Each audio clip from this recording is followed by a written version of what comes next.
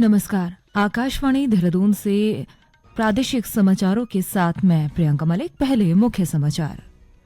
प्रदेश सरकार ने पराई सत्र 2025 व 26 के लिए गन्ने की अगेती प्रजाति का मूल्य 405 रुपये प्रति क्विंटल और सामान्य प्रजाति का मूल्य 395 रुपये प्रति क्विंटल निर्धारित किया है। प्रधानमंत्री नरेंद्र मोदी आज सवेरे 11 बजे आकाशवाणी से मन की बात कार्यक्रम में देश विदेश के लोगों के साथ अपने विचार साझा करेंगे। राजधानी देहरादून में आयोजित विश्व आपदा प्रबंधन शिखर सम्मेलन के दूसरे दिन 20 से अधिक विषयों पर तकनीकी सत्र आयोजित किए गए और संसद का शीतकालीन सत्र कल से शुरू होगा।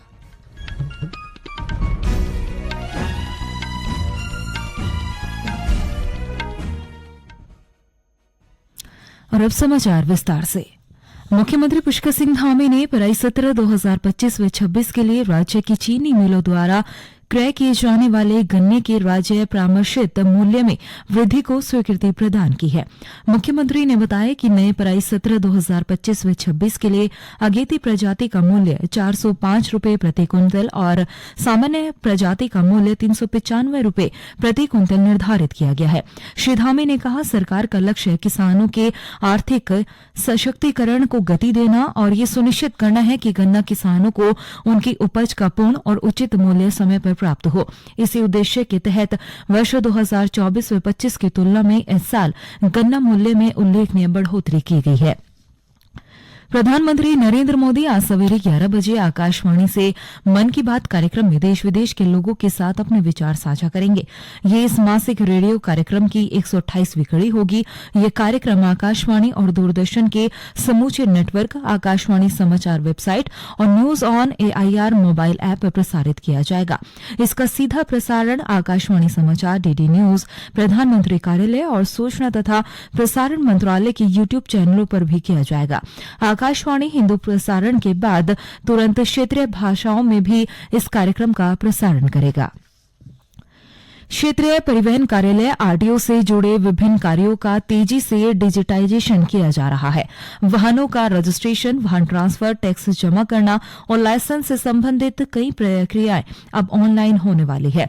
RTO का कहना है कि कई वाहन स्वामी और लाइसेंस धारकों के मोबाइल नंबर उनके वाहन या लाइसेंस रिकॉर्ड में अपडेट नहीं है। इसे ध्यान में रखते हुए RTO कार्यालय, वाहन शोरूम, प्रदूषण जांच केंद्र और फिटनेस सेंटरों में QR कोड लगाए गए हैं।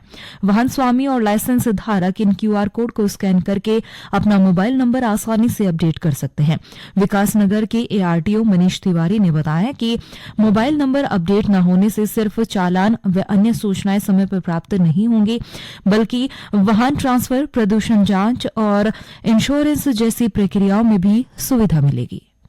आपकी जो वाहन है या जो आपका DL है, उसके साथ आपका एक मोबाइल नंबर लिंक हो। कई पुराने केसेस में जिन्होंने पुराने DL बनवाए हैं या पुरानी गाड़ी रजिस्टर कराई है, तो उन्होंने अपना मोबाइल नंबर अपडेट नहीं किया। गवर्नमेंट ऑफ इंडिया की तरफ से डायरेक्शन आया था, फिर हमारे हेडक्वार्टर से डायरेक्शन आया कि कार्यालय में फ्लैक्स और पोस्टर्स और जो हमारे कुछ जो डीलर्स हैं, जो पोल्यूशन सेंटर्स हैं, यहाँ पे हम इसकी सूचना लगाएं।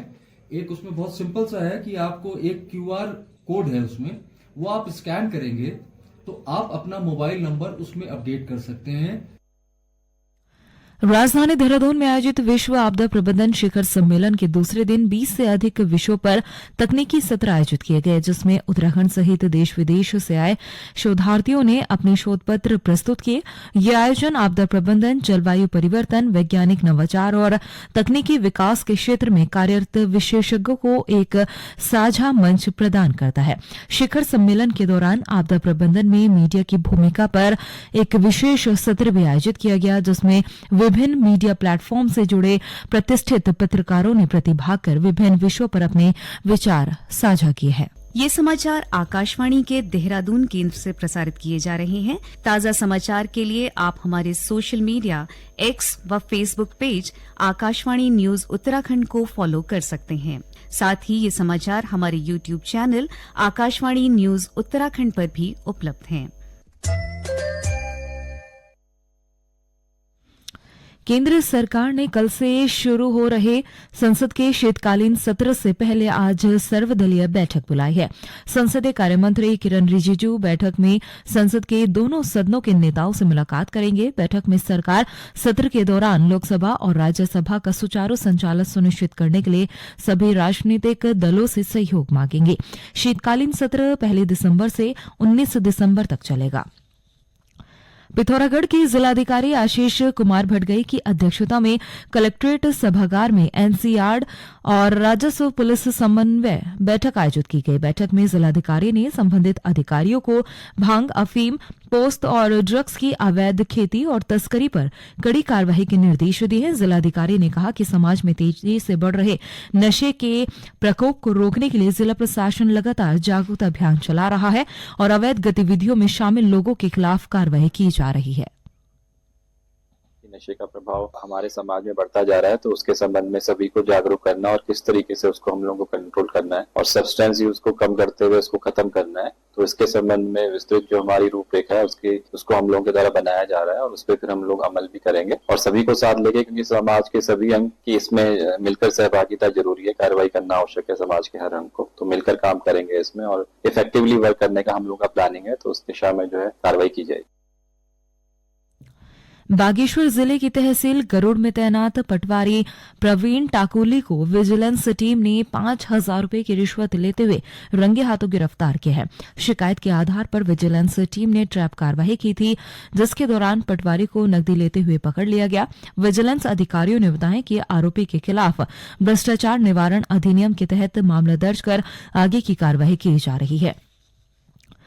टिहरी बांध की झील में आयोजित प्रेसिडेंट कप चैंपियनशिप और टिहरी वाटर कप के लगातार खिलाड़ियों ने अपना बेहतरीन प्रदर्शन करते हुए अपने अपने देशों के लिए स्वर्ण पदक जीते हैं।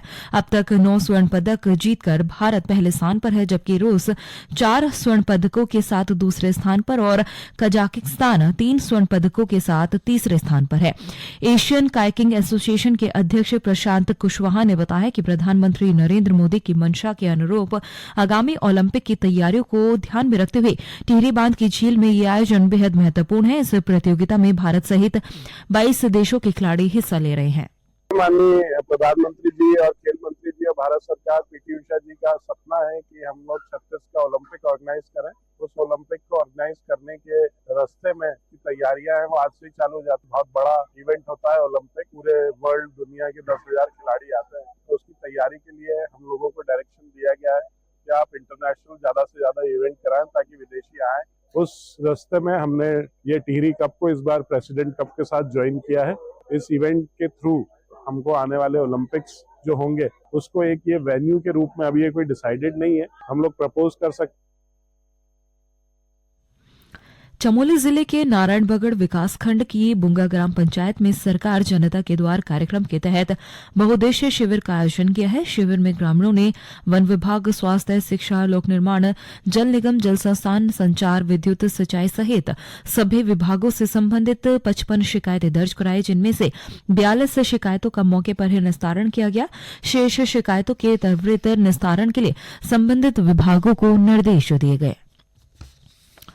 और अब एक नजर आज के समाचार पत्रों की सुर्खियों पर। दिल्ली धमाके में हल्द्वानी के इमाम से 20 घंटे पूछताछ, इस शीर्षक के साथ हिंदुस्तान समाचार पत्र खबर में लिखता है, दिल्ली पुलिस और एसटीएफ ने बनभूलपुरा के इमाम से और उसके साथी को गिरफ्तार किया था। जांच में कोई सुराग न मिलने पर दोनों को देर रात छोड़ा गया। उत्तराखंड के किसानों के लिए खुशखबरी, राज्य में गन्ना मूल्य में 30 रुपए का इजाफा, हिंदुस्तान समाचार पत्र का शीर्षक। उत्तराखंड अब भूकंप की दृष्टि से अति संवेदनशील, जोन 6 में हुआ शामिल, अमर उजाला इस शीर्षक के साथ सब हेडलाइन में लिखता है, भारतीय मानक ब्यूरो ने भूकंपीय क्षेत्रीकरण मानचित्र 2025 जारी किया। और अंत में मुख्य समाचार एक बार फिर। प्रदेश सरकार ने पराई सत्र 2025-26 के लिए गन्ने की अगेती प्रजाति का मूल्य 405 रुपये प्रति क्विंटल और सामान्य प्रजाति का मूल्य 395 रुपये प्रति क्विंटल निर्धारित किया। प्रधानमंत्री नरेंद्र मोदी आज सवेरे 11 बजे आकाशवाणी से मन की बात कार्यक्रम में देश विदेश के लोगों के साथ अपने विचार साझा करेंगे।